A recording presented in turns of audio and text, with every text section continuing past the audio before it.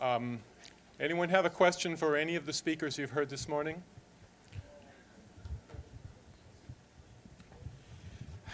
My name is George Mokray. I publish a weekly that looks at what's happening at the colleges and universities, mostly about energy. And what I've discovered is that there are all these things happening, but there's really very little cross-fertilization. So for instance, you have the Arnold glass, right? And I'm wondering if the Arnold glass technology is transferring over to wind turbines. You know, that's a great question, and it's very funny because I have a student that's just gotten interested in biomimicry and wants to work with us, and that was the question he raised. Wow, maybe that could. So I don't think it is yet, but I don't think it. Hello, is it on? Okay. I don't think it is yet, but I think it's a great idea. But also your idea about cross-fertilization between universities, that's one of the things we're trying to do with Biomimicry New England is connect the schools that are interested in biomimicry and bioutilization and whatever, bioinspiration, whatever you want to call it, because a whole lot of people are doing this, labs at MIT, wherever, but nobody calls it anything, they just do it. So part of what we're trying to do is find those people and connect them. Other questions, comments? Here. Oh, sorry. Hi, my name is Alice, and I'm a ninth grade earth science teacher. Peter, could you talk a little bit about the mechanism of reflection that makes the colors in the morpho and the, what was the other thing, the peacock?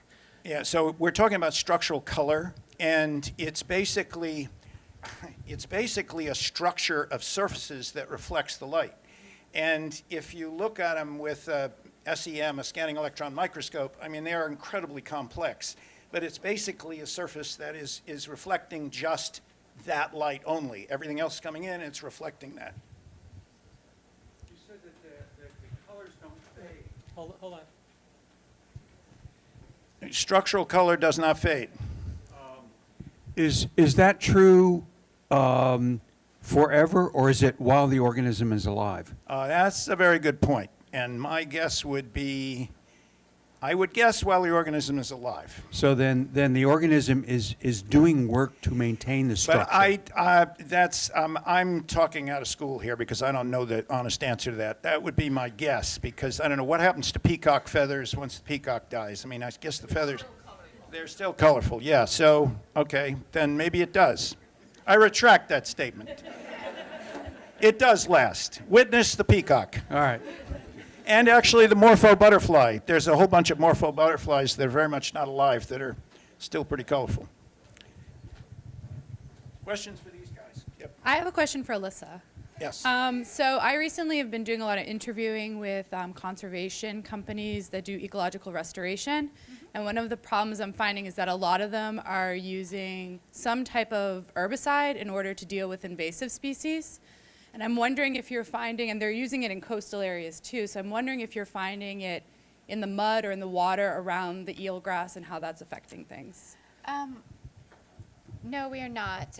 So there is some herbicide use being done in the Great Marsh to kill off Phragmites, which is an invasive species, and to promote the reestablishment of other native species. And the area is so well flushed that it doesn't get into the water column and it's not affecting our transplants right now. Maybe in other systems there may be an issue, but most of the herbicides they're plant specific, and eelgrass. Can you not hear me? This better? Better. Okay. Eelgrass is not very receptive to it. Out on the Pacific coast, they are using herbicides to get rid of a non-native seagrass species, but they're using very high concentrations to get rid of it, which is not something I would promote, but is something that they are doing. Any other questions? Go ahead. Over here. Speak. I have a comment to answer that. I'm on the board of directors of the COLAP, the Congress of Lake and Pond Associations of Massachusetts. Mm-hmm. And there are, for most of the invasive weeds, There are bugs or beetles or other things that are the the natural predator, and also there are these machines that circulate the water. And if you have enough of them in the water for the volume of the water, it eliminates invasive weeds without any chemicals whatsoever. No necessary need for chemicals in lakes and ponds anywhere. Any questions for the homeschoolers?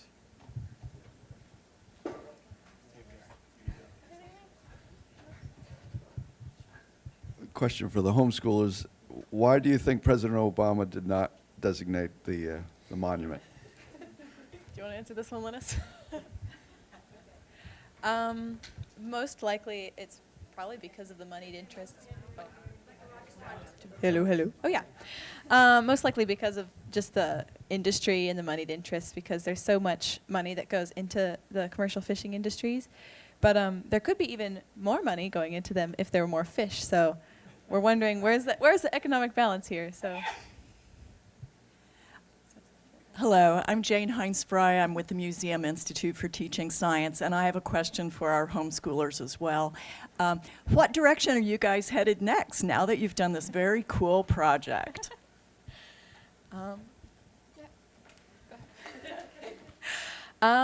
Me personally, I plan on making this a career, so it's very nice to get an early start. So this is a huge opportunity, and thank you all very much.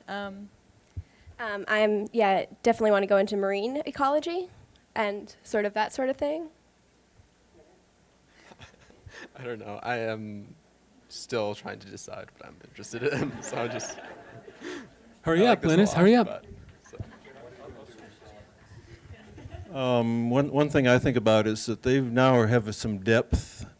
You know, they've had a year of AP biology, which we had 4 kids pass it last year. And now they've done environmental science, but they got a lot of astrophysics during that with Tyson. And the plan next year, I hope, is some of these kids will want to do some AP chemistry and link it up with biochemistry and physiology and how to get into medical school if they were interested in something like that. So. And Jim, what are you going to do when you grow up? Okay, thanks to all our speakers and our wonderful audience for asking all these questions.